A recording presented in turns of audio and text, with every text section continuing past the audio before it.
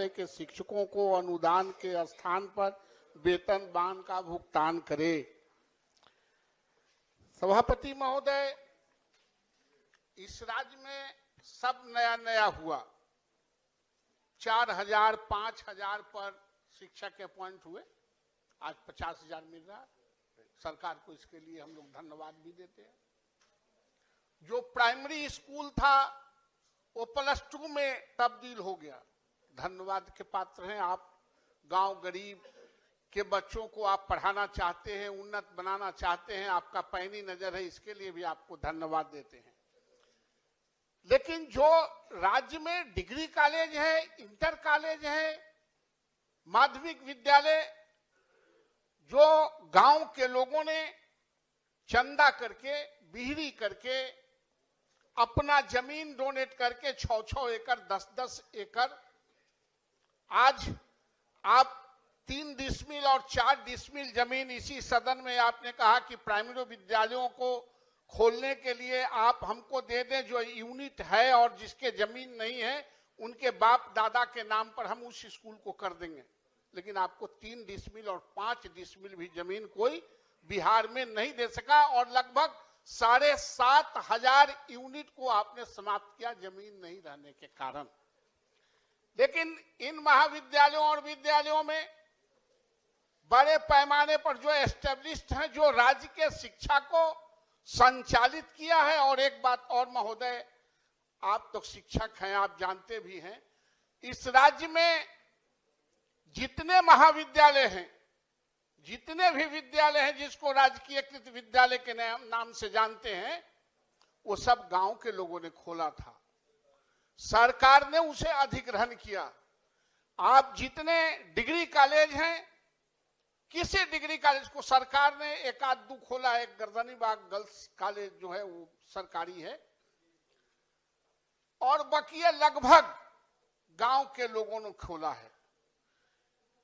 मेरा आग्रह है महोदय कि आप आखिर इसको क्यों इग्नोर कर रहे हैं, इन डिग्री कॉलेजों को, माध्यमिक विद्यालयों को। राज्य को विद्यालय और महाविद्यालय चाहिए।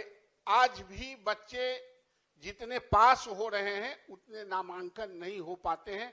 आए दिन सीजन में हम लोग सवाल इस सदन में उठाते हैं।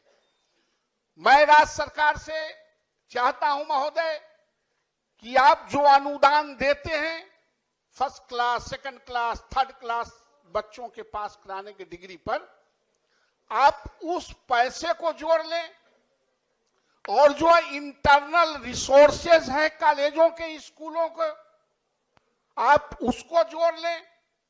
अगर दोनों को जोड़ के आप एक फिक्स अमाउंट उसको डायरेक्ट सैलरी के रूप में निर्धारित करते हैं तो हम समझते हैं कि हमारे जो कॉलेज मर रहे हैं आज, डिग्री कॉलेज और माध्यमिक विद्यालय, वो फिर से एक बार उसमें संजीदगी से काम करने का उत्साह आ जाएगा। और आप कमेटी बना ले, आप असेसमेंट कर ले। हम लोग तो गवर्निंग बॉडी में जहां कहीं रहते हैं, एक एक कॉलेज में हम लोग तनख्वाह देते हैं 20,000, 25,000, 15,000, ये उनके पैसे हैं। आप उन पैसों को, करोड़ों में जो इंटरनल रिसोर्सेस है उसको, और आप जो अनुदान देते हैं उसको आप जोड़ दें। और कॉलेज में अब स्ट्रेंथ नहीं रहा है महोदय, कॉलेज में लगभग लोग रिटायर कर गए हैं। स्कूल में जितना यूनिट है उतना ही यूनिट अब डिग्री कॉलेजों में बच गए हैं। इसलिए सरकार से महोदय मेरा आग्रह है कि आप वेतन मान दें, आप अनुदान के जगह पर आप वेतन मान दें, असेसमेंट करा लें, कमेटी बना लें, और इन स्कूलों कॉलेजों को जो बिहार को लिटरेसी में आगे बढ़ाया है उसको अक्षुण्ण रखने की कोशिश करें महोदय। माननीय मंत्री।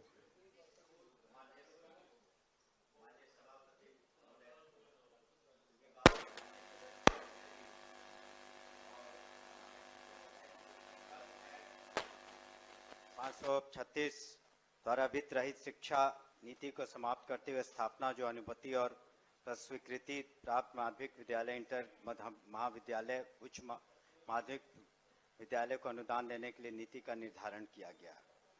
तो वित्त रहित डिग्री कॉलेज, इंटर कॉलेज और माध्यमिक विद्यालयों के शिक्षकों को अनुदान के स्थान पर वेतनमान का भुगतान करने संबंधी कोई प्रस्ताव विभाग के स्तर पर विचाराधीन नहीं है। लेकिन साथ ही साथ माननीय सदस्य काफ़ी पुराने सदस्य हैं और शिक्षा जगत से जुड़े हुए हैं और काफ़ी उनकी सोच का शिक्षा विभाग ने अन्य मुद्दों पर भी फ़ायदा उठाया है और कई बार माननीय एमएलसी साहबान लोग हमसे मिले हैं स्कूली शिक्षा के बारे में और विद्यालयों की शिक्षा के बारे में। लेकिन शिक्षक की महत्ता को देखते हुए यह भी उन्हें सभी को स्वीकार करना पड़ेगा कि जहां हमारा बजट कभी 2005 के अंतर्गत करीब 25 पूरे एनुअल बजट हुआ करता था स्टेट का 25,000 करोड़, आज के दिन में हम लोग 63,000 करोड़ से ज़्यादा रुपया खर्च कर रहे हैं शिक्षा विभाग पर। तो निश्चित रूप से माननीय मुख्यमंत्री के निर्देश पर और अगुवाई में सरकार काम कर रही है, लेकिन जो उनका प्रस्ताव है और उनकी सोच है उस पर हम विचार करेंगे। लेकिन तत्काल बजट को भी देखना पड़ेगा कि हम 8,000 करोड़ से ज़्यादा सिर्फ महाविद्यालयों जो यूनिवर्सिटीज़ है उनको देखते हैं, स्टेट रन यूनिवर्सिटीज़ को, और जो वित्त रहित है उसको भी हम लोग अनुदान देते हैं।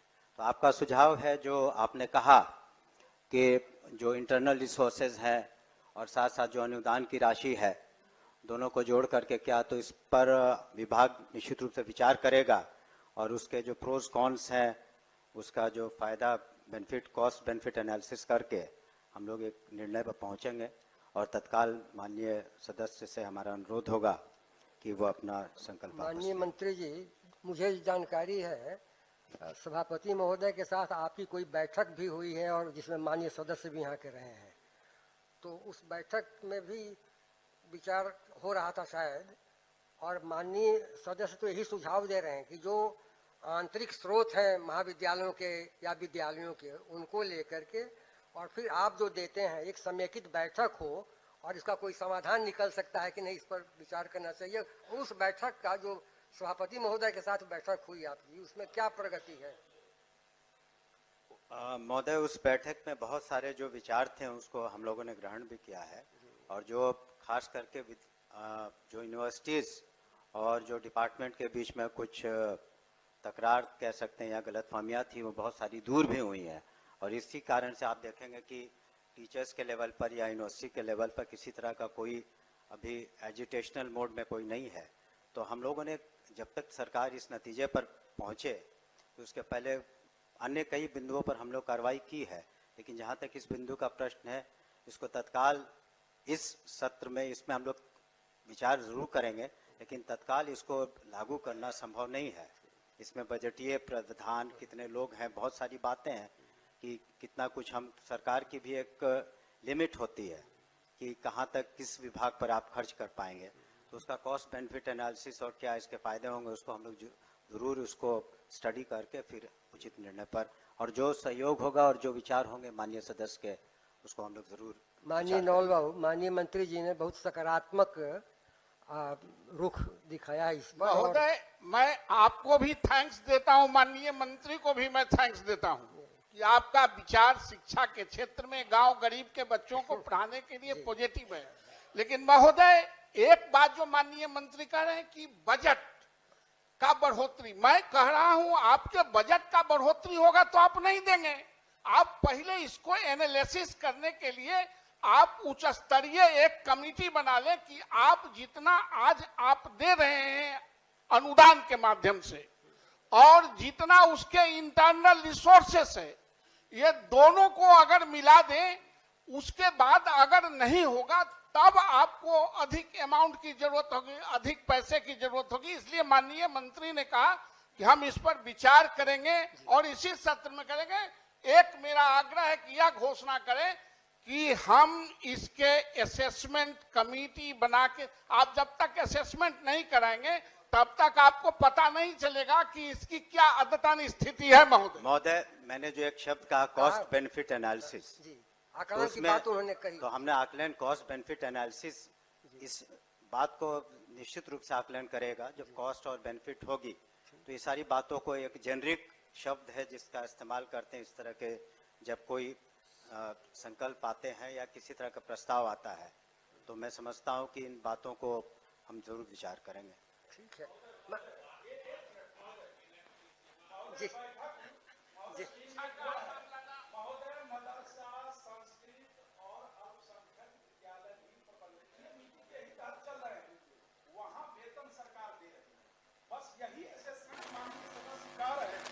तो आकलन की बात तो माननीय मंत्री जी ने भी कही है कि दोनों स्रोत